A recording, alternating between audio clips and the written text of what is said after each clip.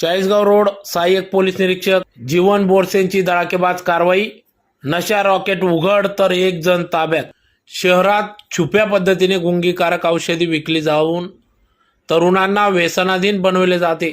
त्यामुळे पोलीस अधीक्षक श्रीकांत धिवरे यांनी याबाबत कारवाईचे आदेश दिले होते। त्यानुसार बेकायदेशीरपणे गुंगीकारक औषध विक्रेत्यांवर कारवाईचे आदेश दिल्याने त्यातूनच चाळीसगाव रोड पोलीस ठाणे प्रभारी अधिकारी सहाय्यक पोलीस निरीक्षक जीवन बोरसे यांना दिनांक 28/1/2025 रोजी मिळालेल्या गोपनीय माहितीच्या आधारे चाळीसगाव रोड पोलीस ठाणे हद्दीत असलेल्या शब्बीरनगर परिसरातील मुगने मस्जिद समोर एक इसम हा बेकायदेशीररित्या स्वतःच्या कब्जात बाळगून चोरट्या पद्धतीने विक्री करीत असल्याचे माहिती मिळाली।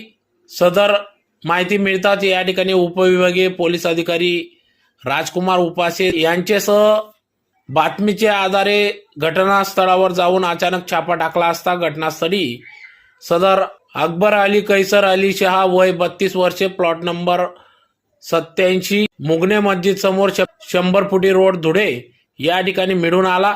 त्याच्याकडे एकूण 88,520 रुपये किमतीच्या या ठिकाणी गुंगीकारक नशेची लत लागणाऱ्या औषधांचा साठा या ठिकाणी मिळून आला। सदर इसमास ताब्यात घेऊन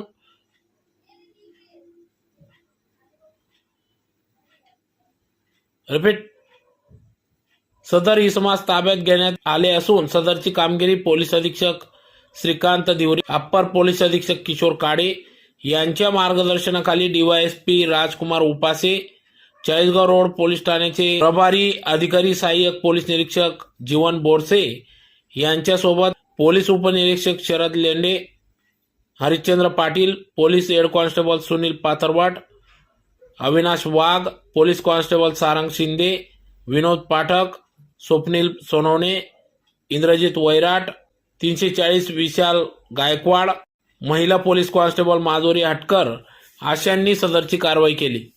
नमस्कार, मी API जीवन बोरसे, प्रभारी अधिकारी Chalisgaon road police station. Dhule जिल्ह्याचे पोलीस अधीक्षक श्री श्रीकांत धिवरे साहेब तसेच अप्पर पोलीस अधीक्षक श्री काळे साहेब यांनी वेळोवेळी आम्हाला आदेशित केले होते की पोस्ट हद्दीत चालणाऱ्या अवैध धंद्यांचा शोध घेऊन त्याचा समूळ नायनाट करायचा आहे। त्या अनुषंगाने आम्ही प्रयत्न करत असताना आम्हाला एक गोपनीय माहिती मिळाली की शब्बीरनगर 100 फुटी रोड येथे एक इसम त्याच्या ताब्यातील कोरेक्स नावाचं हे जे गुंगीकारक औषध आहे त्याच्याने गुंगी येते अशा तरुणांना बेकायदेशीरित्या विकत आहे।